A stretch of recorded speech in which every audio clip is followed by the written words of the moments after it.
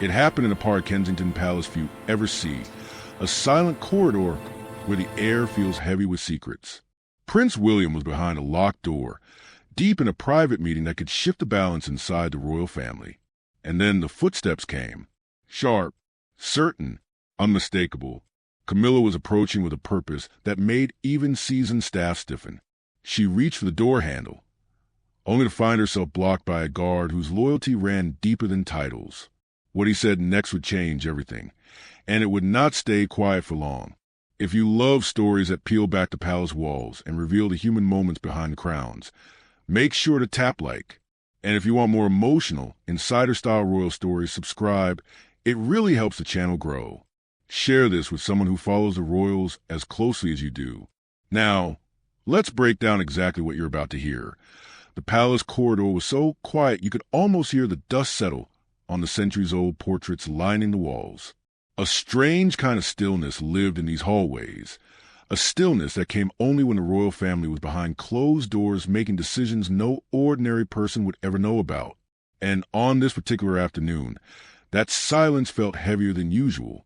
It felt like the palace itself was holding its breath. At the far end of the corridor, Sergeant Rowan Hale stood in his position, hands clasped behind his back, steady as carved stone. At 39, he carried himself with a kind of quiet authority that didn't require medals or applause. 15 years of service had shaped him into the kind of guard who understood the tiny, almost invisible shifts inside the royal household. When something was brewing, he felt it in his bones. And today, something was definitely brewing.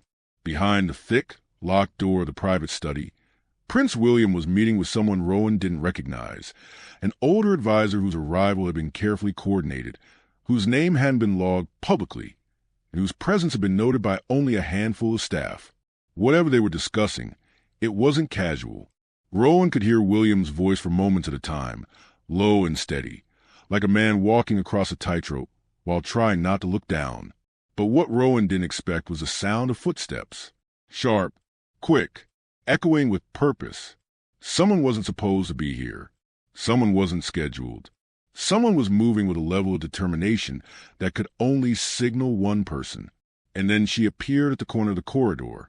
Camilla, the queen consort, didn't simply walk. She moved with intention, her chin held high, her expression smooth but laced with tension. Even if she hadn't been wearing a tailored, elegant coat and the kind of jewelry that seemed to glow under even the dull palace lighting, Rowan would have recognized her immediately from the shift in atmosphere alone. When Camilla was upset or anxious, the energy in the room changed. People straightened. Staff moved faster. Doors opened sooner. But not this door. Not today. Camilla's heels clicked in a sharp rhythm as she approached. "Sergeant Hale," she said as she neared him, her tone polite but edged with kind of urgency rarely heard from her. "I need to enter the study." Rowan bowed his head respectfully. "Ma'am, the prince is in a private meeting. No interruptions allowed." Camilla stopped directly in front of the door, her hand reaching for the handle before his words fully registered. It didn't turn. The lock held firm, a deliberate signal that the meeting wasn't to be disturbed. She tried again, slightly harder. Still nothing. Her lips tightened. She turned to Rowan, the faintest hint of disbelief crossing her eyes. "This is important," she said. "You may allow me in." Rowan didn't move. Not an inch. "My instructions were explicit, ma'am." "From whom?" she asked. "From His Royal Highness," Rowan answered calmly. Camilla blinked once. A tiny, almost imperceptible flash of irritation. The hallway, once merely quiet, now felt like it was shrinking, like the walls were leaning in to hear every word. Rowan remained still, even though he felt the pressure of her stare settle on him like a weight across his chest. He had faced threats before, but political power was its own kind of danger, subtle, silent, and far harder to fight. "Sergeant," Camilla said softly, her voice shifting to something more persuasive, "you must understand that there are matters within this family that require experience, guidance. If the prince is making decisions that affect the monarchy, I need to be aware of them." Rowan's jaw tightened slightly. It wasn't disrespect. It was restraint, the kind acquired to stay professional when challenged by someone who expected absolute compliance. "With respect, ma'am," he replied. "The prince gave strict orders. No one enters until he calls for them." Her eyes narrowed just enough for him to see the moment her patience snapped. She took a single step closer, close enough that Rowan could see the tension in her jaw, the tiny twitch in her cheek, the frustration she was trying desperately to hide. "Do you know who I am?" Camilla asked. "Yes, ma'am," Rowan said without faltering. "And I know who gave me my orders." The temperature in the hallway seemed to drop a degree. For several seconds, Camilla simply stared at him, silent, calculating. There was a reason people feared her displeasure. She possessed an ability to wordlessly express the consequences she could unleash without raising her voice or lifting a finger. Then she stepped back a fraction, smoothing her coat as though brushing off invisible tension. "Very well," she said, but her tone was not surrender. It was controlled fury, expertly concealed. "I will wait." And she did. She stood just a few feet away, arms folded, eyes fixed on the unmovable guard with a gaze sharp enough to cut. Rowan didn't look at her. He didn't shift his weight. He didn't clear his throat or fidget or break under the pressure.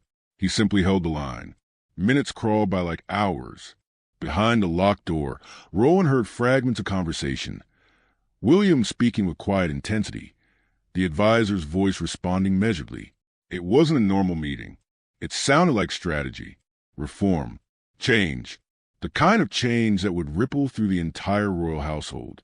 Perhaps that was what Camilla feared. At the 11-minute mark, the tension in the hallway was so thick it felt like a third person between them. Camilla checked her watch. "This is absurd," she muttered, not quite to him, not quite to herself.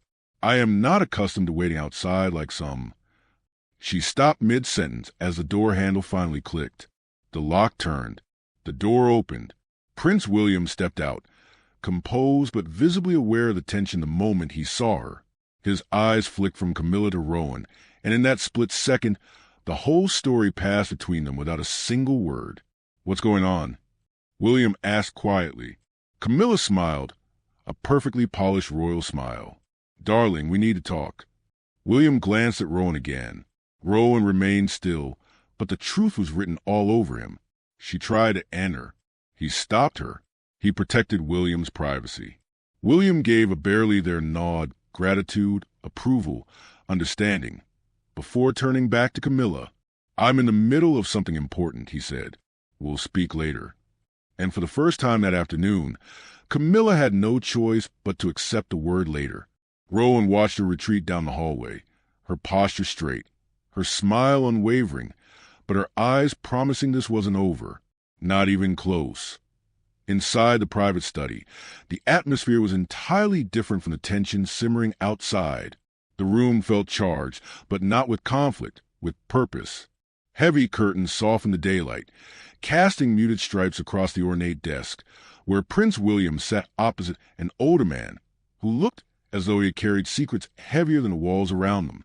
His name was Adrian Westcroft, a constitutional advisor with a 30-year career that had threaded to the reigns of 2 monarchs, numerous scandals, and countless political storms. He wasn't a man summoned lightly, and William didn't summon him unless something significant was at stake. The thick wooden door clicked softly behind him after William entered, his eyes still carrying the shadow of Camilla's unexpected arrival. Adrian raised a brow. "That sounded intense," the advisor said gently. William exhaled a slow breath and took a seat again. She tried to enter. "I gathered she's not one who enjoys being left out of important discussions, which is exactly why she wasn't supposed to be anywhere near this one," William replied. Adrian folded his hands, studying the prince with an expression that mixed patience and concern. If she sensed something was happening, it means the palace whispers are moving faster than the walls can contain. We should proceed. William nodded, grounding himself. The choice he was about to make was heavy, not with fear, but with responsibility, not for himself, but for the future. "Let's continue," he said. Adrian opened the folder laid out before him. Inside were documents William had reviewed repeatedly for weeks. Plans, proposals, structural changes that would, if implemented, redefine the balance of influence within the royal household. "What we're proposing," Adrian began, is overdue. Your grandmother maintained stability through tradition, your father through diplomacy. But your leadership, he paused, meeting William's steady gaze, requires modernization, transparency, a shift away from competing internal influences. William recognized the phrasing, polite, measured, but hiding a sharper truth. You mean Camilla? Adrian didn't flinch. I mean anyone whose personal ambitions risk overshadowing institutional duty. William let the words settle. There had always been tension between what the monarchy represented and what individual members of the family wanted. Balancing the two was a skill, an art, and sometimes a battle. That's why we're here, William said, to ensure that when the time comes, the Crown's priorities are clear. Adrian slid a document toward him. The revised advisory structure. Under this proposal, all communications related to succession planning and national engagements will go through your office, directly, not through intermediaries. William's jaw tensed. She's going to fight this. Perhaps, Adrian replied, but she cannot stop what is necessary. A gust of wind rattled the window, slightly. The room stayed still. There was something almost sacred about planning the future of an institution older than the country's own government. William felt the weight of it in his bones. The unspoken question lingered in the room. Was he ready? Adrian watched him carefully. The monarchy will one day be yours to lead. The foundations you set now will determine whether it survives your children's generation. William's eyes softened with a quiet determination. That's why this cannot be influenced by personal agendas. The future can't depend on who is the loudest in the corridor. A faint smile ghosted across Adrian's lips, a rare sight. Your mother will be proud of that perspective. The mention of Diana landed like a soft knock on the heart. William inhaled deeply. I think about what she wanted, what she fought for, how she wanted this institution to change. It will, Adrian said, but only if its leaders have the courage to do what is difficult. William leaned back slightly, absorbing the weight of the moment. Let's finalize the plan. Adrian reached into the folder again, pulling out another document, this one more sensitive than the rest. The second matter, he said, lowering his voice unconsciously even though the door was locked, is the security restructuring. William nodded grimly. Yes, after recent incidents, we can't afford another internal breach. There are too many people with access, too many channels where information can leak. Adrian nodded. I've reviewed the reports. Some of the concerns came from staff who directly served Camilla's office. William closed his eyes momentarily, not from shock, but from the confirmation of something he suspected. She'd been trying to gather information, he asked. Or manage it. Adrian responded diplomatically. Hard to say, but the pattern is undeniable. The prince ran a hand across his forehead. This is why she wanted into this room.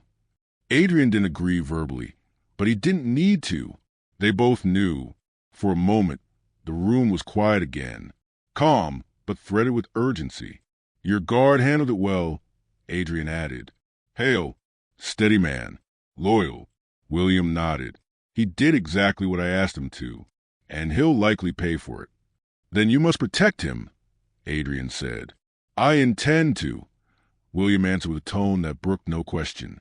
We can't build a modern institution on people we throw aside when things get inconvenient. The clarity in his voice was unmistakable. This wasn't just about a guard. This was about defining the kind of king he would become. The clock ticked softly. Papers shuffled. Decisions solidified. Adrian eventually closed the folder. We have what we need. These reforms will change the structure around you. They will limit the influence of any one individual, even those who have grown accustomed to it. William rose from his seat slowly. When these changes become public, there will be pushback. Of course, Adrian said, but leadership isn't about pleasing everyone. It's about steering the ship through the storm without losing sight of the horizon.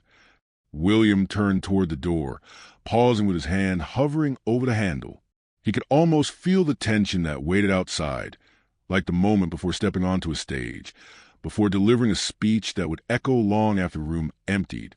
Adrian, he said quietly, If she sends what we discuss today, how far do you think she'll go to stop it? Adrian buttoned his coat, preparing to leave. Farther than you'd like, he said honestly, but not far enough to undo what's already in motion. William nodded once, a gesture of resolve. Then he opened the door and stepped back into the storm. The moment the private meeting ended, the palace seemed to exhale, slowly, uncertainly, like it wasn't sure whether to relax or brace for impact. Word traveled in Kensington faster than any official announcement. The royal household worked on whispers as much as on documented memos, and by the time Adrian Westcroft slipped out through a side passage, the atmosphere in the West Wing had already shifted. Something had happened, something big, and in a place where power was often exercised quietly. The tremors always reached the guards first. Sergeant Rowan Hale felt the ripple immediately, not from anyone speaking to him, but from the way people didn't. Staff members avoided glancing at the study door. A footman passing by kept his eyes fixed on the floor, so deliberately it felt unnatural. And when Rowan caught the eye of a senior housekeeper, she gave him a look that sat somewhere between sympathy and warning. He protected the door, followed his orders, upheld the prince's privacy. But inside this palace, doing what was right wasn't always the same as doing what was safe. Still, Rowan didn't allow his expression to shift. He was trained for storms, political ones too, not just physical threats. But even he couldn't ignore the shift completely. When Camilla reappeared later that afternoon, her posture was graceful as always, but there was an unmistakable sharpness in her eyes. Not anger. Not exactly. It was something colder. Something calculating. The kind of expression you might see on a chess player studying the board after an unexpected move. She didn't speak to Rowan. She didn't need to. The silence said more than words ever could. By evening, the whispers had grown louder. Rowan overheard fragments while walking to the servants' staircase. Blocked her from entering. He stood in her way. She's furious. The queen consort never lets something go. Rumors spread in the palace like fog. Quiet, consuming, and impossible to fully escape. Just after sundown, Rowan stepped into the security office to file his end-of-shift report. Captain Linton, his direct supervisor, sat behind the desk, reading something on his screen with an expression that tightened at the corners. When he saw Rowan, he straightened. "Close the door," the captain said. Rowan obeyed. The sound of it clicking shut felt heavier than usual. Captain Linton folded his hands. "Sergeant, an issue has arisen." Rowan kept his posture firm. "Concerning today's incident?" Linton nodded. "A formal complaint has been filed with the Household Operations Office." Rowan's stomach hardened, but he didn't let it show. "On what grounds, sir?" "Insubordination." A pause. "And disrespect toward a senior member of the royal family." Rowan felt something cold settle behind his ribs. He had expected consequences. Camilla was not known for letting anything slide, but the speed of the complaint was surprising, almost impressive. "I followed the prince's explicit instructions," Rowan said, voice steady but edged with disbelief. "I know that," Linton replied, rubbing his temples. "Anyone with sense knows that. But the complaint states you were unnecessarily firm with her, that you blocked her abruptly, making her feel unsafe." "Unsafe?" Rowan repeated, baffled. "That's the language." There was a beat of silence. Rowan forced his breathing to steady. He had been in firefights, faced threats, stood guard during protests where crowds pressed hard enough to rattle barricades. He had never once been accused of misconduct, not once. But a single royal displeasure could rewrite even the cleanest record. "What happens next?" Rowan asked. "There will be an internal review," the captain said. "Interviews, written statements, procedural checks." "And my post?" Linton hesitated. "You'll remain on duty for now, but be prepared for reassignment." That was all Rowan needed to hear. It had begun. Later that night, after Rowan returned home, he tried to shake the tension from his shoulders before walking through the door of his small London flat. His wife, Emily, was waiting in the kitchen, stirring a pot of soup. She turned, saw his expression, and her smile flickered with concern. "What happened?" she asked. Rowan told her everything. The confrontation, the complaint, the whispering staff. Emily listened quietly, her brow tightening. But you were following orders. That won't matter if someone powerful wants me out. She put down the spoon and walked toward him, placing both hands on his chest. Listen to me. You did the right thing. That has to count for something. Rowan kissed her forehead gently. In most places, yes, but in the palace, doing the right thing can be dangerous. She closed her eyes briefly. Do you want to fight this? I don't see another option. Emily nodded. Then we fight. 2 days later, the first rumor hit the tabloids. Senior guard questioned over incident with Queen Consort. The headline read. It didn't name Rowan, but it didn't have to. Inside the palace, everyone already knew. Outside it, readers speculated. YouTubers made reaction videos, and social media filled with threads comparing Camilla to past royal controversies. Rowan saw the article during his break and felt the sting of embarrassment. Guards weren't supposed to be noticed publicly, not like this. Their job was to be invisible until they needed to be unmissable. Just hours after the article went up, Rowan was called upstairs again, not to the security office this time, to a small conference room he had never been summoned to before. Waiting for him was Major Hawthorne from Internal Conduct Review.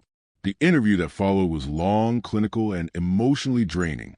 Hawthorne asked for exact wording, tone of voice, facial expressions, posture, level of firmness, context of the refusal, and personal assessment of the Queen Consort's demeanor. Rowan answered every question truthfully, meticulously, and without bitterness. After nearly an hour, Hawthorne closed the file. I won't lie, this is complicated. Rowan met his eyes. Because of politics. Because of the people involved. Hawthorne corrected. But your record speaks highly in your favor. But hers speaks louder, Rowan finished quietly. Hawthorne didn't disagree. When Rowan returned to his post later that day, something felt different.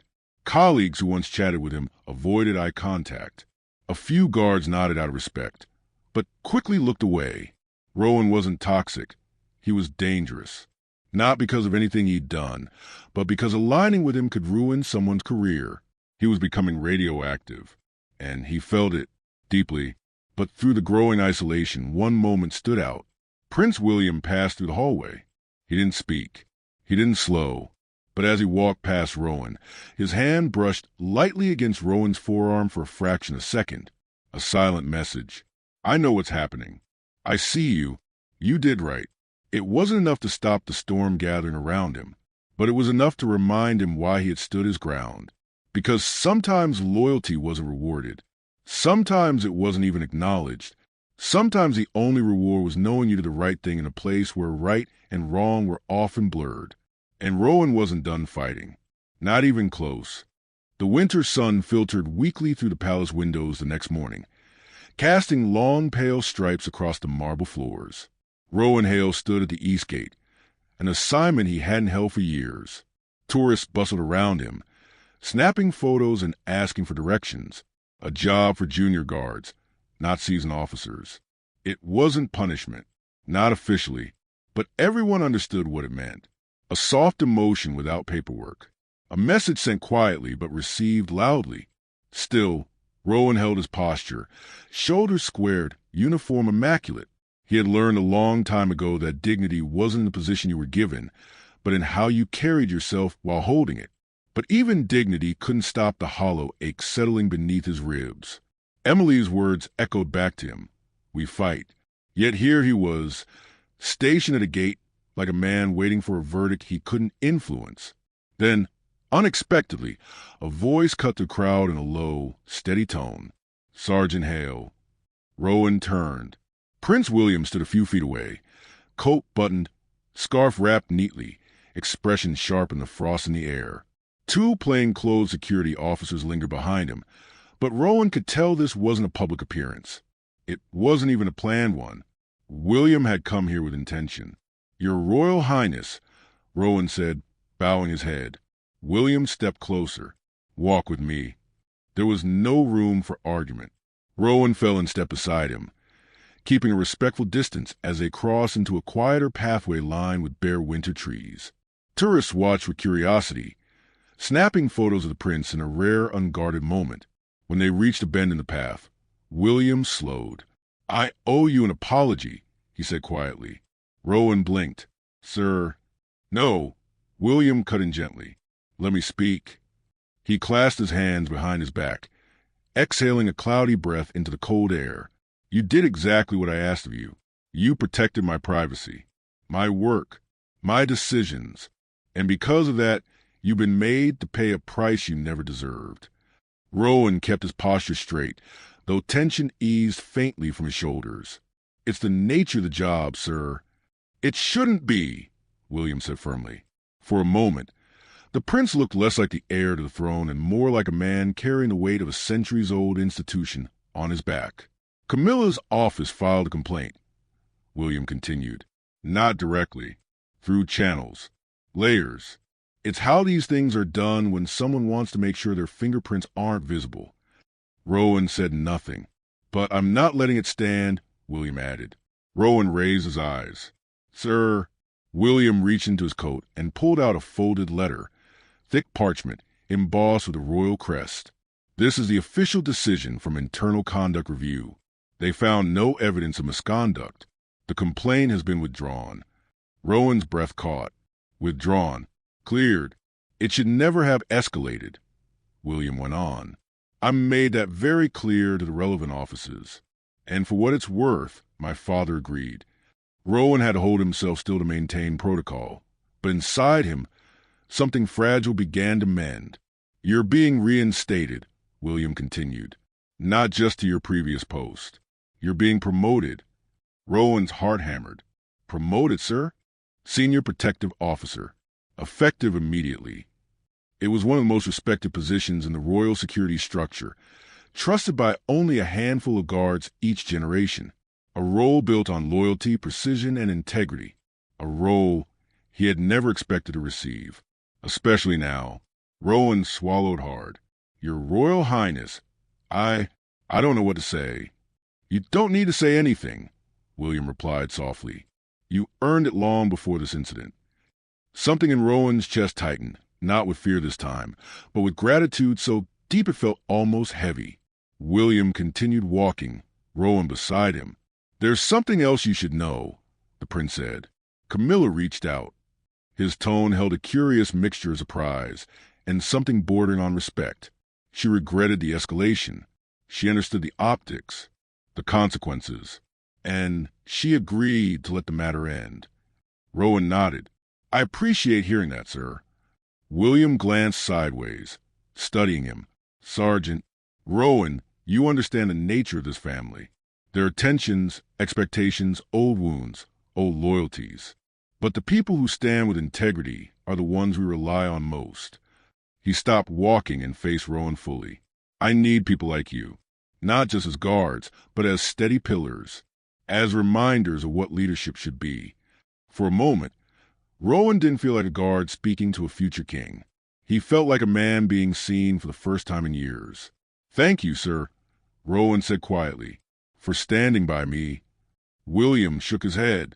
"It's the other way around. You stood by me first." The promotion came through that evening. Rowan's name was printed in the formal announcement. Emily cried when she read it, pressing the paper to her chest like it was a metal car from gold. Rowan held her close, feeling the weight of the past weeks lift slowly from his shoulders. "You did it," she whispered. "You stayed true, and it mattered." Rowan rested his forehead against hers. "I only did what was right." "Exactly," she said. "And sometimes that's the hardest thing to do." A week later, Rowan returned to his new post near the private family quarters. Colleagues shook his hand. Some clapped him on the back. Those who had avoided him now greeted him with respect sharpened by hindsight. It wasn't revenge. It wasn't triumph. It was validation. But the moment that sealed everything came late that afternoon. As Rowan stood guard, Camilla approached down the hallway, alone, composed, her face unreadable. When she reached him, she paused. "Sergeant Hale," she said softly. "Ma'am." There was a long silence. Then she spoke again, quieter, honest in a way he didn't expect. "You did your duty. I let my frustration cloud my judgment. For what you endured because of that, I am sorry. Rowan kept his eyes forward, but nodded once. It was the appropriate response. The respectful one. Thank you, ma'am. Camilla gave a small, almost weary smile, then continued on her way. It wasn't friendship. It wasn't trust. But it was peace. That night, Rowan walked home beneath a sky stitched with pale stars. His footsteps echoed softly against the pavement. The chill in the air bit at his cheeks. But he didn't mind. He had stood his ground. Against pressure, against fear, against power. And he had emerged not untouched, but unbroken. As he reached the street, Rowan looked up at the quiet stretch of sky overhead and felt something he hadn't felt in weeks. Calm. He had been tested. He had chosen loyalty. He had chosen integrity. And in the end, he had won. Not loudly, not dramatically, but quietly. The way true victories often arrive. A man guarding not just a royal family, but the principle that doing what's right matters, especially when the whole world is watching. And for Rowan Hale, that was enough. More than enough. It was everything.